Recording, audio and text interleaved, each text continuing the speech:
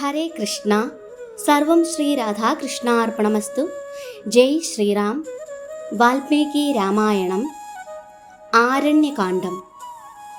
ദണ്ഡകാരണ്യത്തിൽ പ്രവേശിച്ച സീതാരാമ ലക്ഷ്മണന്മാർ കണ്ടത് നയനാനന്ദകരമായ പർണശാലകളായിരുന്നു.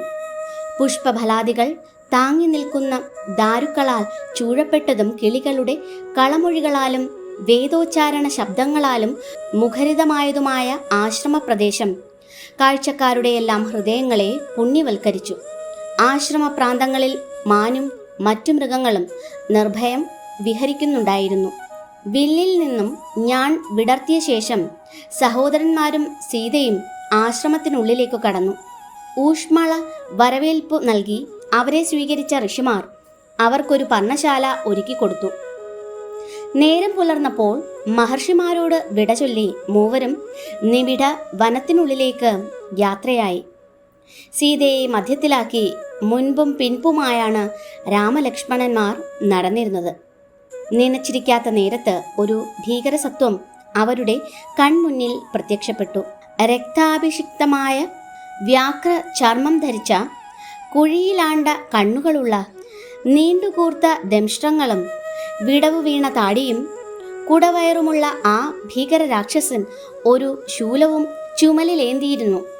അതിൽ തൂക്കിയിട്ടിരുന്നത് 3 സിംഹങ്ങളുടെയും 4 കടുവകളുടെയും 2 ചെന്നായ്ക്കളുടെയും 10 പുള്ളിമാനുകളുടെയും 1 ആനയുടെയും അപ്പോഴും രക്തം വാർന്നൊഴുകുന്ന ശിരസുകളായിരുന്നു. മരണത്തിൻ്റെ മൂർത്തരൂപമെന്ന് തോന്നിച്ച ആ രാക്ഷസൻ അതിഘോരമായി അലറിക്കൊണ്ട് മുന്നോട്ട് കുതിച്ച് സീതയെ കൈവശപ്പെടുത്തി. വേഗേന പിന്നോക്കം മാറി വീണ്ടും അലർച്ച പുറപ്പെടുവിച്ച് അവൻ ഭീഷണി മുഴക്കി. ഈ സ്ത്രീയെ ഞാൻ എൻ്റെ ഭാര്യയ്ക്ക് വേണ്ടി കൊണ്ടുപോകും. നിങ്ങൾ 2 പേരുടെയും രക്തം ഞാൻ പാനം ചെയ്യും. രാമൻ മുറവിളി കൂട്ടി. സീതയെ മറ്റാരെങ്കിലും തൊടുന്നതുപോലും എൻ്റെ അച്ഛൻ്റെ മരണത്തെക്കാൾ വേദനാജനകമാണെനിക്ക്. ഇതു കേട്ട ലക്ഷ്മണൻ രാമനെ വിമർശിച്ചു. വെറുതെ നിന്ന് വിലപിക്കുവാൻ താങ്കൾക്ക് എങ്ങനെ കഴിയുന്നു? ഇത്രയും കാലം ഞാൻ അടക്കി വച്ചിരുന്ന ഭരതനോടുള്ള വൈരാഗ്യം ഈ രാക്ഷസന്റെ നേർക്ക് പ്രയോഗിക്കുകയാണ് ഞാൻ ഇവനെ കാലപുരിക്ക് അയക്കുന്നത് നോക്കിക്കണ്ടാലും. അന്നേരം രാക്ഷസൻ ആരാഞ്ഞു, എൻ്റെ വനത്തിനുള്ളിൽ അതിക്രമിച്ചു കടന്ന നിങ്ങളാരാണ്? രാമൻ മറുപടിയോതി, ഞങ്ങൾ ക്ഷത്രിയരാണ്. ഞങ്ങളുടെ വഴി തടഞ്ഞ് എൻ്റെ ഭാര്യയെ തട്ടിയെടുക്കുവാൻ നീ എങ്ങനെ ധൈര്യപ്പെട്ടു? രാക്ഷസന് ഉത്തരം നൽകി, ജയന്റെയും ശതഹൃദയുടെയും മകനായ എൻ്റെ നാമം വിരാധൻ എന്നാണ്. എൻ്റെ കഠിന തപസ്സിൽ സംപ്രീതനായ ബ്രഹ്മാവ് തന്ന വരമനുസരിച്ച് ആയുധങ്ങൾക്കേതിനും എന്നെ വധിക്കുവാനാവില്ല. അതുകൊണ്ട് തന്നെ ഞാൻ നിങ്ങൾക്ക് തരുന്ന ഉപദേശം എന്തെന്നാൽ ഈ സുന്ദരിയെ എനിക്ക് വിട്ടുതന്ന് നിങ്ങൾ ഓടിപ്പോവുക എന്നതാണ്. ഇതല്ലാതെ നിങ്ങളുടെ ജീവരക്ഷയ്ക്ക് വേറൊരു മാർഗവുമില്ല തന്നെ. ഇതു കേട്ട രാമൻ വർദ്ധിച്ച കോപത്തോടെ ഞാൻ വലിച്ച് സ്വർണവർണ്ണ തൂവലുകളാൽ അലങ്കൃതമായ അമ്പുകൾ 7 രാക്ഷസനു നേരെ തൊടുത്തുവിട്ടു. രക്തം വാർന്നൊഴുകുന്ന ശരീരത്തോടെ അവൻ നിലം പതിച്ചു. വർദ്ധിച്ച ദേഷ്യത്തോടെ സീതയെ ഭൂമിയിൽ വച്ചിട്ട് അവൻ എഴുന്നേറ്റ് ശൂലവുമായി രാമലക്ഷ്മണന്മാർക്ക് നേരെ പാഞ്ഞു ചെന്നു. സഹോദരന്മാരിരുവരും ശരവർഷം പൊഴിച്ചുവെങ്കിലും വിരാധൻ ഭീകരമായി അട്ടഹസിച്ചതല്ലാതെ ഒട്ടും പതറിയില്ല. അട്ടഹാസത്തോടെ രാമന്റെ നേർക്ക് ശൂലം വീശിയെറിഞ്ഞപ്പോൾ രാമൻ അതിനെ ശരങ്ങളുതിർത്ത് തുണ്ടുതുണ്ടായി മുറിച്ചിട്ടു. ഊരിയ വാളുകളുമായി രാമലക്ഷ്മണന്മാർ വിരാധന്റെ നേർക്കടുത്തു. രാമലക്ഷ്മണന്മാർ അവന്റെ ശരീരമാകമാനം വാളുകളാൽ മുറിവേൽപ്പിച്ചുകൊണ്ടിരിക്കെ അവൻ അവരെ നിസാരമായി പൊക്കിയെടുത്ത് തോളുകളിൽ തൂക്കിയിട്ട് വനത്തിൻ്റെ അന്തർഭാഗത്തേക്കു നടകൊണ്ടു. ഇതു കണ്ട് സീത അതിദയനീയമായി വിലപിച്ചുകൊണ്ട് പറഞ്ഞു, അല്ലയോ രാക്ഷസ, അവരെ ഉപേക്ഷിച്ച് എന്നെ കൊണ്ടുപോയാലും. ഈ യാചന കേട്ട നേരം രാമലക്ഷ്മണന്മാർ ഉടനടി തന്നെ രാക്ഷസന്റെ കഥ കഴിക്കണമെന്ന തീരുമാനമെടുത്തു. അമാനുഷിക ശക്തിയോടെ രാമൻ അവൻ്റെ വലം കൈയും ലക്ഷ്മണൻ ഇടം കൈയും വെട്ടിമുറിച്ചു. കഠിനവേദനയിൽ ബോധം നശിച്ച രാക്ഷസൻ ഭൂമിയിലേക്ക് മറിഞ്ഞു വീണു. രാമലക്ഷ്മണന്മാർ മുഷ്ടി ചുരുട്ടി പ്രഹരിക്കുകയും കാൽമുട്ടുമടക്കി ചവിട്ടുകയും ചെയ്തിട്ടും രാക്ഷസന്റെ പ്രാണൻ ശരീരം വിട്ടു പോയില്ല. രാമൻ പറഞ്ഞു, ലക്ഷ്മണ, ഈ സത്വത്തിനെ യുദ്ധത്തിൽ തോൽപ്പിക്കുവാനാവില്ലെന്നതിനാൽ നമുക്കിവനെ ജീവനോടെ കുഴിച്ചുമൂടാം. നീ വലിയൊരു ഗർത്തമുണ്ടാക്കിയെടുക്കുക, ഞാനിവനെ സൂക്ഷിച്ചുകൊള്ളാം. അതനുസരിച്ച് ലക്ഷ്മണൻ കുഴിയുണ്ടാക്കിക്കൊണ്ടിരിക്കുന്ന വേളയിൽ രാക്ഷസന് ബോധം മടക്കി കിട്ടി. അവൻ രാമനോട് ഉര ചെയ്തു, ഞാനിപ്പോൾ അങ്ങയെ തിരിച്ചറിയുന്നു. യഥാർത്ഥത്തിൽ ഞാൻ രാക്ഷസനല്ല, തുമ്പുരു എന്നു പേരായ ഗന്ധർവനാണ്. രംഭ എന്ന അപ്സരസിന്റെ പിന്നാലെ കാമമോഹിതനായി നടന്ന ഞാൻ കുബേര ശാപത്താൽ രാക്ഷസനായി തീർന്നതാണ്. അങ്ങ് വരുമ്പോൾ എനിക്ക് ശാപമോക്ഷം ലഭിക്കുമെന്നും കുബേരൻ അരുളിയിട്ടുണ്ടായിരുന്നു. കാരുണ്യപൂർവ്വം എന്നെ ഈ ഗർത്തത്തിലടക്കം ചെയ്താലും എനിക്ക് ശാപമോക്ഷത്തിനുള്ള മാർഗമാണത്. അതു കഴിഞ്ഞ് അങ്ങ് മഹാഋഷിയായ ശരഭംഗനെ കാണുവാൻ പോകണം. അദ്ദേഹത്തിൻ്റെ ആശ്രമം കേവലം 20 യോജനകൾക്ക് അപ്പുറമാണ്. താങ്കൾക്ക് ഗുണകരമായ പല ഉപദേശങ്ങളും നൽകുവാൻ അദ്ദേഹത്തിന് കഴിയും. ലക്ഷ്മണൻ കുഴിയെടുക്കുന്നതിൽ വ്യാപൃതനായിട്ടിരുന്ന സമയമൊട്ടാകെ രാമൻ സ്വന്തം പാദം രാക്ഷസന്റെ കണ്ടത്തിൽ അമർത്തിച്ചവിട്ടി നിൽക്കുകയായിരുന്നു. ഒടുക്കം അലറി വിളിച്ചുകൊണ്ടിരുന്ന ആ ദുർഭൂതത്തെ രാമൻ കുഴിയിലേക്ക് വലിച്ചെറിഞ്ഞ് വലിയ കല്ലുകളാൽ കുഴിമൂടി. ഇപ്രകാരം തുമ്പുരുവിന് രാക്ഷസ ശരീരം ഭൂമിയിൽ ഉപേക്ഷിച്ച് സ്വർഗത്തിലേക്ക് മടങ്ങിച്ചെല്ലുവാൻ വഴിതെളിഞ്ഞു. തുമ്പുരുവിൻ്റെ ഉപദേശപ്രകാരം മൂവരും ശരഭംഗാശ്രമത്തിലേക്ക് പുറപ്പെട്ടു. ഋഷിയുടെ ആശ്രമ സമീപം എത്തിയപ്പോൾ ഭൂമിയെ സ്പർശിക്കാത്ത സ്വർഗീയ രഥത്തിലിരിക്കുന്ന ദേവേന്ദ്രനെ കണ്ട് അവർ ആശ്ചര്യാധീനരായി. അനേകം ദേവന്മാരാൽ അകമ്പടി സേവിക്കപ്പെട്ട ദേവേന്ദ്രൻ ശരഭംഗ മുനിയുമായി സംഭാഷണത്തിൽ ഏർപ്പെട്ടുകൊണ്ടിരിക്കുകയായിരുന്നു. തത്സമയം മറ്റൊരു സ്വർലോകരഥം വന്ന് ആകാശത്തിൽ തന്നെ നിലകൊണ്ടു. രാമൻ അടുത്തേക്ക് വരുന്നത് കണ്ട വിനാഴികയിൽ ഇന്ദ്രൻ 1000 കുതിരകൾ വലിക്കുന്ന തൻ്റെ സ്വർണരഥത്തിൽ കയറി പൊടുന്നനവെ അപ്രത്യക്ഷനായി. കാരണം രാവണ നിഗ്രഹത്തിനു ശേഷം മാത്രമേ രാമനെ കാണുവാൻ ഇന്ദ്രൻ ആഗ്രഹിച്ചുള്ളൂ. ദ്രുതഗതിയിൽ ശരഭംഗ മഹർഷിയുടെ അരികിലെത്തിയ സീതാരാമ ലക്ഷ്മണന്മാർ അദ്ദേഹത്തിൻ്റെ പാദം സ്പർശിച്ചു വന്ദിച്ചു. മുനി അവർക്ക് സ്വാഗതമേകി. അനന്തരം രാമൻ മുനിയോട് ഇപ്രകാരം അന്വേഷിച്ചു, മഹാമുനി, അനുചിതമല്ലെങ്കിൽ ഇന്ദ്രന്റെ സന്ദർശനോദ്ദേശ്യം എന്തായിരുന്നു എന്ന് വെളിപ്പെടുത്തിയാലും. ശരഭംഗൻ മൊഴിഞ്ഞു, കഠിന തപങ്ങൾ അനുവർത്തിച്ചതിൻ്റെ പുണ്യമായി എനിക്ക് ബ്രഹ്മലോകപ്രാപ്തി കൈവന്നിരിക്കുന്നു. ഇന്ദ്രന്റെ വരവ് എന്നെ അവിടേക്ക് കൂട്ടിക്കൊണ്ട് ചെല്ലുവാനായിരുന്നു. പക്ഷേ ഞാൻ അദ്ദേഹത്തോട് പറഞ്ഞു, ഇഹലോകവാസം വെടിയുന്നതിന് മുമ്പ് എനിക്ക് രാമന്റെ ദർശനം അവശ്യം ലഭിക്കണമെന്ന്. കാരണം അങ്ങ് സമീപത്തെവിടെയോ എത്തിച്ചേർന്നിട്ടുണ്ടെന്ന് ഞാൻ അറിഞ്ഞിരുന്നു. അല്പസമയം സംസാരിച്ചിരുന്ന ശേഷം രാമൻ മുനിയോട് അപേക്ഷിച്ചു, വനവാസകാലമത്രയും തങ്ങുവാൻ അനുയോജ്യമായ വാസസ്ഥാനം കാട്ടിത്തരിക എന്ന്.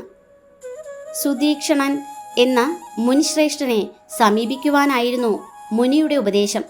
അനന്തരം ശരഭംഗ മഹർഷി പറഞ്ഞു, രാമ, അങ്ങെനിക്ക് ദയാപൂർവം ഒരു ഉപകാരം ചെയ്തു തരണം. ഈ ഭൗതിക ശരീരം ഉപേക്ഷിക്കുന്നതിനുള്ള സമയം ആഗതമായിരിക്കുന്നു. എനിക്ക് അങ്ങയുടെ സാന്നിധ്യത്തിൽ അത് സംഭവിക്കണമെന്ന് ഞാൻ ആഗ്രഹിക്കുന്നു. അഗ്നികുണ്ഡം തയ്യാറാക്കി നെയ്യൊഴിച്ച് അഗ്നി ആളിക്കത്തിച്ച ശേഷം മന്ത്രോച്ചാരണ സഹിതം ആ മുനിവര്യൻ അഗ്നിക്കുള്ളിലേക്ക് പ്രവേശിച്ചു. ഞൊടിയിടയിൽ ആ ശരീരം ഭസ്മീകരിക്കപ്പെട്ടു. അടുത്ത വിനാഴികയിൽ ശരഭംഗമുനി അഗ്നികുണ്ഡത്തിൽ നിന്ന് ഉയർത്തെഴുന്നേൽക്കുന്നതും കാണുമാറായി. സ്വർഗീയ കാന്തി ചിന്തുന്ന യുവശരീരവുമായി അദ്ദേഹം ബ്രഹ്മലോകത്തേക്ക് ഉയർന്നു പൊങ്ങി. ബ്രഹ്മലോകവാസികൾ അദ്ദേഹത്തെ സഹർഷം വരവേൽക്കുകയും ചെയ്തു. ആ നേരത്ത് ചില ഋഷിമാർ രാമനെ സമീപിച്ച് അവരുടെ ദുരിതങ്ങൾ ഉണർത്തിച്ചു. അല്ലയോ രാമ, ഇവിടെ വസിക്കുന്ന ഞങ്ങളിൽ പലരെയും രാക്ഷസന്മാർ അതിക്രൂരമായി കൊന്നൊടുക്കിക്കൊണ്ടിരിക്കുന്നു. ശവശരീരങ്ങൾ അങ്ങുമിങ്ങും കിടക്കുന്നത് അങ്ങേക്കിപ്പോൾ തന്നെ കാണാവുന്നതാണ്. അതുകൊണ്ട് ഞങ്ങൾ വിനയപൂർവ്വം അങ്ങയോട് അപേക്ഷിക്കുകയാണ് ഞങ്ങളെ സംരക്ഷിക്കുവാൻ. രാമൻ മഹർഷിമാർക്ക് ഉറപ്പു നൽകി, ക്ഷത്രിയനെന്ന നിലയ്ക്ക് ഞാൻ നിങ്ങളുടെ സേവകനാണ്. ആയതിനാൽ നിങ്ങൾക്ക് വേണ്ടി ഞാൻ രാക്ഷസന്മാരെ നിഗ്രഹിക്കുന്നതാണ്. ആ ഋഷിമാരോടൊപ്പം രാമനും മറ്റും സുതീക്ഷ്ണാശ്രമത്തിൽ എത്തിച്ചേർന്നു. അവരെ സ്വാഗതം ചെയ്തുകൊണ്ട് സുതീക്ഷ്ണമുനി പറഞ്ഞു, ഞാൻ നിങ്ങളുടെ വരവും പ്രതീക്ഷിച്ചിരിക്കുകയായിരുന്നു. അല്ലയോ രഘുവംശ ശ്രേഷ്ഠ, ബ്രഹ്മലോകത്തേക്ക് യാത്രയാകും മുമ്പ് ഇന്ദ്രൻ ഇവിടെ വന്ന് താങ്കളുടെ ആഗമനത്തെക്കുറിച്ച് സൂചന നൽകിയിരുന്നു. രാമൻ സുതീക്ഷ്ണമുനിയോട് തങ്ങൾക്കൊരു വാസസ്ഥാനം കാട്ടിത്തരുവാൻ അഭ്യർത്ഥിച്ചു. അദ്ദേഹമാകട്ടെ സ്വന്തം പർണശാല തന്നെ അവർക്ക് നൽകുവാൻ സന്നദ്ധത പ്രകടിപ്പിച്ചു. ഞങ്ങളിവിടെ വസിച്ചാൽ ഇവിടുത്തെ മാനുകളെ കൊല്ലുകയും അത് താങ്കളെ അസന്തുഷ്ടനാക്കുകയും ചെയ്യും എന്ന് പറഞ്ഞ് രാമനത് വിനയപൂർവ്വം നിരസിച്ചു. സുതീക്ഷ്ണാശ്രമത്തിൽ രാവ് ചിലവഴിച്ച ശേഷം അടുത്ത പ്രഭാതത്തിൽ രാമൻ വിട ചൊല്ലിയപ്പോൾ സുതീക്ഷ്ണമുനി രാമനെ കെട്ടിപ്പുണർന്നുകൊണ്ട് പറഞ്ഞു, ദണ്ഡകാരണ്യത്തിലെ സർവ ആശ്രമങ്ങളും സന്ദർശിച്ച ശേഷം തൻ്റെ ആശ്രമത്തിലേക്കു തന്നെ മടങ്ങി വരണം. യാത്രാമധ്യേ സീത രാമനോട് ഇപ്രകാരം ഭാഷണം ചെയ്തു, അല്ലയോ പ്രിയതമാ, കഠിനമായ ലൗകിക വാസന നിമിത്തം മാന്യനും മഹാനുമായ പുരുഷന്മാർ കൂടിയും അധപതിക്കുന്നു. അതിനാൽ ഭൗതിക സുഖങ്ങൾക്ക് അടിമയാകാതിരിക്കാൻ സ്വന്തം മനസ്സ്, പഞ്ചേന്ദ്രിയങ്ങൾ എന്നിവയെ കർശനമായി നിയന്ത്രിക്കേണ്ടതുണ്ട്. 3 തരം പാപങ്ങളെക്കുറിച്ച് നാം എപ്പോഴും ബോധവാന്മാരായിരിക്കണം. അസത്യം പറയുക, പരപുരുഷന്റെ ഭാര്യയുമായി വേഴ്ച നടത്തുക, നിരപരാധികളോട് ക്രൂരത കാട്ടുക എന്നിവയാണവ. അങ്ങയുടെ സ്വഭാവത്തിൽ ആദ്യം പറഞ്ഞ 2 പാപങ്ങളുടെ അംശം പോലുമില്ല. താങ്കൾ ഒരിക്കലും അസത്യം പറഞ്ഞിട്ടില്ല. പരപുരുഷ ഭാര്യയെക്കുറിച്ച് കാമമോഹങ്ങൾ ചിന്തയിൽ കൂടിയും വച്ചു പുലർത്തുകയുമില്ല. പക്ഷേ രാമ, അങ്ങ് വളരെയധികം സാധു മൃഗങ്ങളെ കാരണം കൂടാതെ വധിക്കുന്നുണ്ട്. ക്രൂരതയുടെ ഭോഷം അങ്ങയിൽ ഉണ്ടെന്നതിൻ്റെ തെളിവാണിത്. യാതൊരു ആവശ്യവുമില്ലാതെ ഇത്രയധികം മിണ്ടാപ്രാണികൾ കൊന്നൊടുക്കപ്പെടുന്നത് കണ്ട് ഞാൻ അങ്ങേയറ്റം വ്യസനിക്കുന്നു. കയ്യിലൊരു വില്ല് സദാ കരുതുന്നത് കാരണം അങ്ങേക്ക് കൊല്ലുവാനുള്ള വാസനയും സൗകര്യവും ഏറി വരുന്നു. അഗ്നിക്കരികിൽ കൊണ്ടുവച്ച എരിപൊരുൾ അഗ്നിയെ ആളിക്കത്തിക്കുന്നത് പോലെ ഇതുമായി ബന്ധപ്പെട്ട ഒരു കഥ ഞാൻ അങ്ങേക്ക് പറഞ്ഞു തരാം. പണ്ടൊരിക്കൽ ഒരിടത്ത് കഠിന തപസ്സുകൾ അനുഷ്ഠിച്ച് ശ്രേഷ്ഠനായ ഒരു മുനിയുണ്ടായിരുന്നു. കൂടുതൽ സിദ്ധിയും ശക്തിയും ആർജിച്ച് ആ മഹാഋഷി തൻ്റെ സ്ഥാനം അപഹരിക്കുമോ എന്ന ഭയത്താൽ ദേവേന്ദ്രൻ ഒരു പടയാളിയുടെ പ്രച്ഛന്ന വേഷത്തിൽ അദ്ദേഹത്തിൻ്റെ ആശ്രമത്തിലെത്തി. ഋഷിയുടെ ഉത്കർഷത്തിന് പ്രതിബന്ധമുണ്ടാക്കാനായി മാത്രം അദ്ദേഹത്തിൻ്റെ കയ്യിലൊരു ഖഡ്ഗം കൊടുത്തിട്ടോതി, ദയവു ചെയ്ത് ഞാൻ മടങ്ങി വരുവോളം ഈ ഖഡ്ഗം അതീവ ശ്രദ്ധയോടെ കാത്തു സൂക്ഷിച്ചാലും. താൻ നൽകിയ വാക്ക് പാലിക്കണമെന്ന് നിഷ്കർഷയുണ്ടായിരുന്ന മുനി എല്ലായ്പ്പോഴും ഖഡ്ഗം തൻ്റെ കയ്യിൽ തന്നെ സൂക്ഷിക്കുവാൻ ശ്രദ്ധിച്ചു.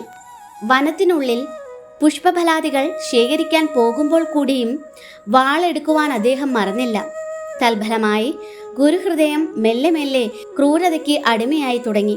ഒടുക്കം കഠിന വ്രതത്താൽ അനുഗ്രഹീതമായിരുന്ന സന്യാസ ജീവിതം വെടിഞ്ഞ് അദ്ദേഹം ഹിംസപ്രധാനമായ മറ്റൊരു ജീവിതം സ്വീകരിക്കുകയും ചെയ്തു.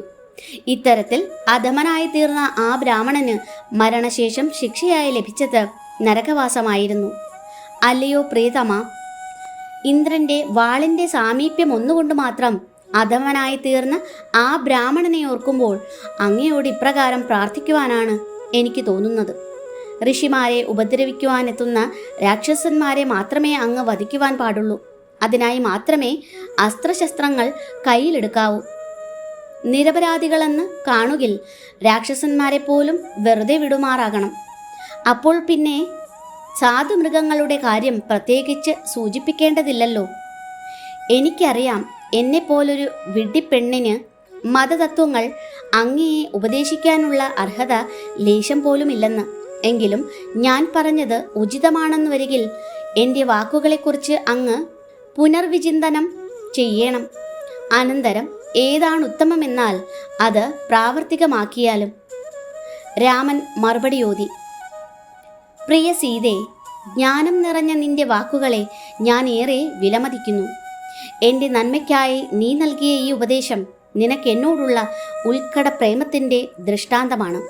സ്നേഹിക്കപ്പെടാത്തവന് ഇത്രയും കാപട്യരഹിതമായ ഉപദേശം ഒരിക്കലും ലഭിക്കുകയില്ലല്ലോ. ജാനകി, ഈ മഹർഷിമാർക്ക് രാക്ഷസന്മാരെ നിഷ്പ്രയാസം വധിക്കുവാനുള്ള ശക്തിയുണ്ട്. പക്ഷേ കഠിന വ്രതങ്ങളാൽ അവർ ആർജിച്ച പുണ്യമത്രയും നശിക്കും എന്നതിനാലാണവർ അതിന് തുനിയാത്തത്. ഇക്കാരണത്താലാണ് അവരെന്നെ അഭയം പ്രാപിച്ചതും ദണ്ഡകാരണ്യത്തിലെ രാക്ഷസന്മാരുടെ ഉന്മൂലനാശം വരുത്തുമെന്ന് ഞാൻ അവർക്ക് സത്യം ചെയ്തു കൊടുത്തതും. നിന്നെയോ ലക്ഷ്മണനെ പോലുമോ പരിത്യജിക്കുവാൻ എനിക്ക് കഴിഞ്ഞേക്കാം. പക്ഷേ ദ്വിജന്മാർക്ക് കൊടുത്ത വാക്ക് ലംഘിക്കുക എന്നാൽ അസാധ്യം. നടന്ന് സീതാരാമ ലക്ഷ്മണന്മാർ വിശാലവും സ്വർഗീയ സുന്ദരവുമായ ഒരു തടാകക്കരയിലെത്തി. ആരെയും അവിടെ കാണാനുണ്ടായിരുന്നില്ല. പക്ഷേ അത്യത്ഭുതകരമാം വിധം തടാകത്തിലെ ജലത്തിനടിയിൽ നിന്ന് ഗാനാലാപന സ്വരം കേൾക്കുന്നുണ്ടായിരുന്നു. രാമന്റെ അഭ്യർത്ഥന മാനിച്ച് അരികത്തുണ്ടായിരുന്ന ധർമ്മഭൃത് മഹർഷി ഇപ്രകാരം വിശദീകരണം നൽകി. അല്ലയോ രാമ, മാണ്ഡകർണി എന്ന മഹാമുനി സ്വന്തം തപശക്തി കൊണ്ട് നിർമ്മിച്ചതും ഉറവ പറ്റാത്ത ജലം നിറഞ്ഞതുമായ ഈ തടാകത്തിന്റെ നാമം പഞ്ചാബ് സരസ് എന്നാണ്. അതുകഴിഞ്ഞ് ആ മഹാഋഷി തടാകക്കരയിൽ വായു മാത്രം ഭക്ഷിച്ച് നീണ്ട 10,000 വർഷം തപസ്സിരുന്നു. തങ്ങളുടെ സ്ഥാനം കൈക്കലാക്കുവാൻ വേണ്ടിയാണ് ഋഷിയുടെ തപസ്സെന്ന് തെറ്റിദ്ധരിച്ച് ദേവകളാകെ സംഭ്രമിച്ചു. മാണ്ഡകർണിയുടെ തപസ് മുടക്കുന്നതിന് അവർ 5 അപ്സരസുകളെ നിയോഗിച്ചു. മഹർഷിയാവട്ടെ ദേവകൾ പ്രതീക്ഷിച്ച പോലെ അപ്സരസുകളുടെ വശ്യ സൗന്ദര്യത്തിന് അടിമയായി തീരുകയും ചെയ്തു. അവരെ വിവാഹം കഴിച്ച ശേഷം അദ്ദേഹം ജലത്തിനടിയിൽ ഒരു രഹസ്യ ഹർമ്മ്യം നിർമ്മിച്ച് അവരുമൊത്തവിടെ താമസമുറപ്പിക്കുകയും ചെയ്തു. താങ്കൾ ശ്രവിച്ച മധുരഗാനം അപ്സരസുകളുടേതാകുന്നു. തൻ്റെ സിദ്ധികളാൽ യുവത്വം വീണ്ടെടുത്ത മുനിയെ പരിചരിച്ചുകൊണ്ട് അന്ന് തൊട്ടിന്നു വരെ 5 അപ്സരസുകളും അവിടെ സസുഖം വാഴുന്നു. തദനന്തരം മൂവരും കൂടി ദണ്ഡകവനത്തിലെ ഓരോ ആശ്രമവും സന്ദർശിച്ചു. അവർ ചില ആശ്രമങ്ങളിൽ 2 വാരവും ചിലപ്പോൾ 1 മാസവും മറ്റു ചിലപ്പോൾ 1 വർഷം വരെയും താമസിച്ചിരുന്നു. ഇപ്രകാരം വനവാസത്തിന്റെ 10 വർഷം സാമാന്യം സുഖസംതൃപ്തിയോടെ കഴിഞ്ഞുകൂടുവാൻ അവർക്ക് യോഗമുണ്ടായി.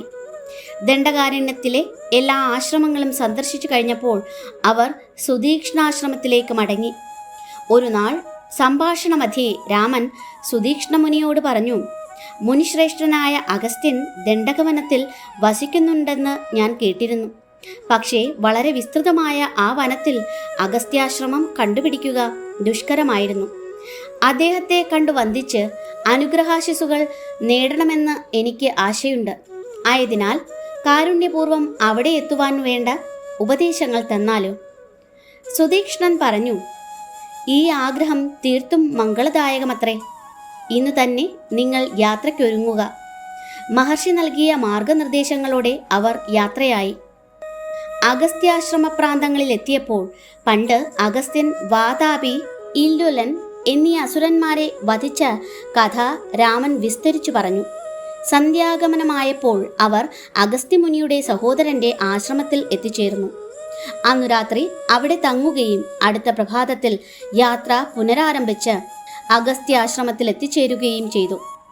ഇവരുടെ ആഗമനം ഉണർത്തിച്ച ശിഷ്യന് അഗസ്ത്യ മഹർഷി ആജ്ഞ നൽകി, രാമനെ ഇവിടേക്ക് കൂട്ടിക്കൊണ്ടുവരിക. ദീർഘകാലമായി ഞാൻ അദ്ദേഹത്തെ പ്രതീക്ഷിച്ചിരിക്കുകയാണ്. ആശ്രമത്തിനുള്ളിൽ കടന്ന രാമൻ ദൈവങ്ങൾക്കും ദേവതകൾക്കും വേണ്ടി സജ്ജമാക്കി വച്ചിരിക്കുന്ന ഇരിപ്പിടങ്ങൾ കണ്ടു.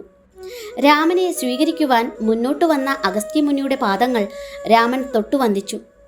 അഗസ്ത്യമുനി രാമനെ ആസനസ്ഥനാക്കി വാനപ്രസ്ഥ വിധി അനുസരിച്ചുള്ള ഭക്ഷണം നൽകി. ഭോജനം കഴിഞ്ഞപ്പോൾ മുനി സസന്തോഷം രാമന് വിശ്വകർമാവാൽ നിർമ്മിക്കപ്പെട്ടതും വിഷ്ണു ഭഗവാന്റേതുമായ ധനുസും ഇന്ദ്രൻ നൽകിയ അസ്ത്രമൊഴിയാത്ത 2 ആവനാഴികളും ബ്രഹ്മാവിനാൽ നൽകപ്പെട്ട ഒരിക്കലും ലക്ഷ്യം തെറ്റാത്ത അസ്ത്രവും സ്വർണ്ണഖചിതമായ ഒരു വാളും സമ്മാനിച്ചു. അനന്തരം അഗസ്ത്യമുനി സീതയെ നോക്കി പറഞ്ഞു, ഭർത്താവിനായി സ്വമേധയാ അതികഠിനമായ വനവാസം സ്വീകരിച്ച നീ അനശ്വര യശസ്സിന് ഉടമയായി തീർന്നിരിക്കുന്നു. നിന്റെ പ്രവൃത്തി വിശിഷ്യ സ്തുത്യർഹമാണ്. കാരണം സമ്പന്നനായിരിക്കുന്നിടത്തോളം കാലം മാത്രം ഭർത്താവിനെ സ്നേഹിക്കുന്ന പ്രകൃതമാണ് അനാദികാലം മുതൽ സ്ത്രീകളിൽ കണ്ടുവരുന്നത്. രാമൻ മുനിയോട് ഒരു വാസസ്ഥാനം തങ്ങൾക്ക് വേണ്ടി നിർദ്ദേശിക്കുവാൻ അപേക്ഷിച്ചപ്പോൾ അദ്ദേഹം അല്പനേരം ചിന്താധീനനായിട്ടിരുന്നു. അത് കഴിഞ്ഞ് പറഞ്ഞു, ഏതാണ്ട് 2 യോജനകൾക്ക് അപ്പുറം ഗോദാവരി തടത്തിലുള്ള പഞ്ചവടി എന്ന സുമനോഹര പ്രദേശം അവർക്ക് അനുയോജ്യമായിരിക്കുമെന്ന്. രാമൻ യാത്ര ചൊല്ലും വേളയിൽ മുനീന്ദ്രൻ ഉള്ളു തുറന്ന് സംസാരിച്ചു. എൻ്റെ യോഗസിദ്ധിയും എനിക്ക് അങ്ങയോടുള്ള വാത്സല്യവും കാരണം അങ്ങയുടെ ജീവചരിത്രം എനിക്ക് ദൃഷ്ടിഗോചരമാണ്. പഞ്ചവടി യാത്രാമധ്യേ സീതാരാമ ലക്ഷ്മണന്മാർ ജടായു എന്നു പേരായ പക്ഷിരാജനെ കാണുവാനിടയായി. അന്നേരം പക്ഷിശ്രേഷ്ഠൻ സൗമ്യമായിട്ട് ഉര ചെയ്തു, പ്രിയവത്സ, ഞാൻ അങ്ങയുടെ പിതാവിൻ്റെ നല്ലൊരു സുഹൃത്തായിരുന്നു. പുരാതന കാലത്ത് കശ്യപ പ്രജാപതി ദക്ഷപ്രജാപതിയുടെ 8 പുത്രിമാരെ വിവാഹം കഴിച്ചു. വിനീതയിൽ നിന്ന് അരുണനും തമസയിൽ നിന്ന് ശ്വേനിയും ജനിച്ചു. അരുണൻ്റെയും ശ്വേനിയുടെയും പുത്രനായ ജടായു ആണ് ഞാൻ. പ്രിയരാമ, അങ്ങയുടെ വിനീത ദാസനായിരിക്കുവാൻ എന്നെ അനുഗ്രഹിച്ചാലും. അതിഘോരന്മാരായ രാക്ഷസന്മാർ വിഹരിക്കുന്ന ഈ വനത്തിൽ അങ്ങും ലക്ഷ്മണനും പർണകുടീരം വിട്ട് ദൂരത്തേക്ക് പോകുമ്പോൾ സീതയെ ഞാൻ കാത്തുരക്ഷിച്ചുകൊള്ളാം. താതൻ്റെ ആത്മമിത്രമായ ജടായുവിനെ രാമൻ ശിരസ്സു നമിച്ചു വന്ദിച്ചു. ജടായുവിൻ്റെ ഭദ്രമായ നിരീക്ഷണത്തിന് കീഴിൽ അവർ പഞ്ചവടിയിൽ എത്തിച്ചേർന്നു. അവിടെ എത്തിയ ഉടൻ രാമൻ അനുജനെ ഒരു ഉത്തരവാദം ഏൽപ്പിച്ചു. പ്രിയ ലക്ഷ്മണ, നമ്മുടെ പർണകുടീരം നിർമ്മിക്കുന്നതിന് അനുയോജ്യമായ ഒരിടം കണ്ടുപിടിക്കുക. അത് തടാകക്കരയിലോ നദീതടത്തിലോ ആയാൽ നന്ന്. കാരണം ജലവും ഹരിതാഭയും ഒത്തുചേർന്നാൽ സംശയമന്യേ അവിടെ പ്രകൃതി മനോഹരിയായിരിക്കും.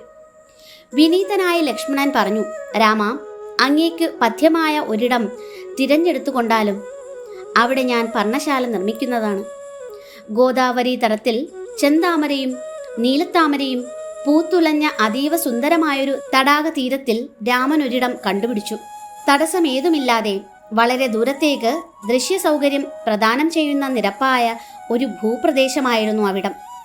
അരയന്നങ്ങൾ, ചക്രവാകങ്ങൾ എന്നിവയുടെ കൂജനങ്ങളാലും സമീപ ഗുഹകൾക്കുള്ളിലിരുന്ന് കൂവുന്ന മയിലുകളുടെ സ്വരങ്ങളാലും ആ മനോഹര തീരം മുഖരിതമായിരുന്നു. ലക്ഷ്മണൻ വളരെ വേഗത്തിൽ അതിസുന്ദരമായൊരു പർണശാല അവിടെ നിർമ്മിച്ചു. പുഷ്പബലി അർപ്പിച്ച ശേഷം നിറഞ്ഞ ആഹ്ലാദത്തോടെ രാമൻ അതിനുള്ളിലേക്ക് പ്രവേശിച്ചു. ഹരേ കൃഷ്ണ. സർവം ശ്രീ രാധാകൃഷ്ണ അർപ്പണമസ്തു.